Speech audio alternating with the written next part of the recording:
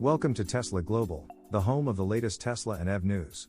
Today we take a look at the Cybertruck finalized design, Tesla advertisements and Tesla's Q2 outlook prompts price target cut at Credit Suisse. Elon Musk says Tesla Cybertruck design is officially finalized. Elon Musk confirmed in a recent interview that Tesla has finalized the design of the Cybertruck and it is locked ahead of production, which is slated for 2023. Musk sat down with members of Tesla owners Silicon Valley, as well as Eli Burton and Ryan Levinson of the Kilowatts at Gigafactory Texas for a lengthy and revealing interview about Tesla, its CEO, and some of the finer points of the company's day-to-day operations.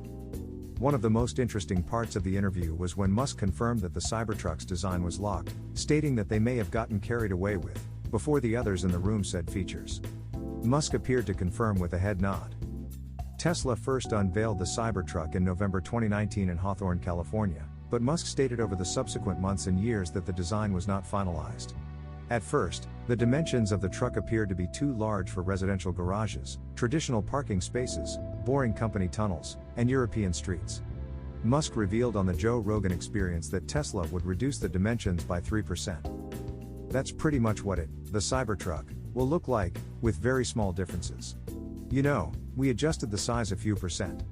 Like around 3% or smaller. You don't want it to be a couple of inches too big for the tunnel.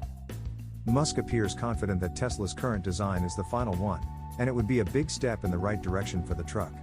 While Tesla hoped to start production before now, supply chain issues, semiconductor shortages, and other things out of the company's control have affected the entire product line.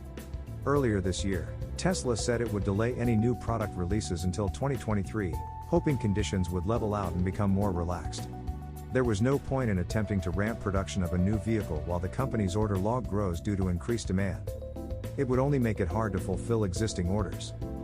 Musk also said in the interview that he believes the Cybertruck will begin production in the middle of next year, which would be roughly 15 months after Gigafactory Texas started production and deliveries of the Model Y. It may be ideal to let the Texas plant continue its initial ramp of the Model Y before taking on a new manufacturing task for the Cybertruck, which will likely be a completely refined process due to the vehicle's unique design. Elon Musk acknowledges the advantage of Tesla ads. Elon Musk talked about the advantages of Tesla ads in an interview with Tesla supporters, including the president of Tesla owners Silicon Valley, the president of My Tesla Adventure, and the Kilowatts founder. Musk noted that public support for Tesla is appreciated, and the Tesla community's efforts to shoot down FUD, fear, uncertainty, and doubt, for the company have also been helpful. Musk has opposed the idea of Tesla ads in the past. However, during the interview, he acknowledged that Tesla ads might have some advantages. There's an argument for maybe we should advertise because the traditional media will not run negative pieces about automotive. Because automotive is like one of the biggest, if not the biggest, advertisers in their paper, Musk said. So Tesla is basically free game, for traditional media. Whereas, it's safe to say that if they run some negative piece about General Motors right next to a General Motors ad, a General Motors marketing executive would call them and say, why did you do that? Musk added. Elon Musk talked about the advantages of Tesla ads in an interview with Tesla supporters, including the president of Tesla owners Silicon Valley, the president of My Tesla Adventure, and the Kilowatts founder. Musk noted that public support for Tesla is appreciated, and the Tesla community's efforts to shoot down FUD, fear, uncertainty, and doubt, for the company have also been helpful. Musk has opposed the idea of Tesla ads in the past. However, during the interview, he acknowledged that Tesla ads might have some advantages. There's an argument for maybe we should advertise because the traditional media will not run negative pieces about automotive. Because automotive is like one of the biggest, if not the biggest, advertisers in their paper, Musk said. So Tesla is basically free game, for traditional media. Whereas, it's safe to say that if they run some negative piece about General Motors right next to a General Motors ad, a General Motors marketing executive would call them and say, why did you do that? Musk added. Statista calculated that the automotive industry in the United States spent $12.42 billion on digital advertising in 2020. A 10Q SEC filing in 2021 revealed that Tesla spends drastically more on research and development for its vehicles than advertising. Despite the advantages of ads, Tesla has been doing well without them. During Super Bowl 56, Tesla did not run a single TV advertisement. A slot during the Bengals vs. Rams game had a hefty price tag of $6.5 million for 30 seconds of airtime. Tesla revealed that it saw an increase in order volume the day after the Super Bowl, even though it did not run any ads. Elon Musk has considered the possibility of Tesla investing in ads, but more informational ones. Tesla ads focusing on information about its cars and features would help customers and potential buyers better understand the company's products. Tesla's Q2 outlook prompts price target cut at Credit Suisse.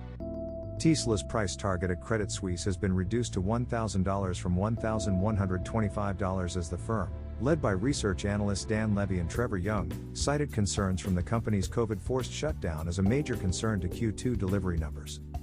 We expect Tesla 2Q'22 deliveries of 242K versus sell-side consensus of 280K, largely driven by the Shanghai COVID shutdown, the analysts wrote.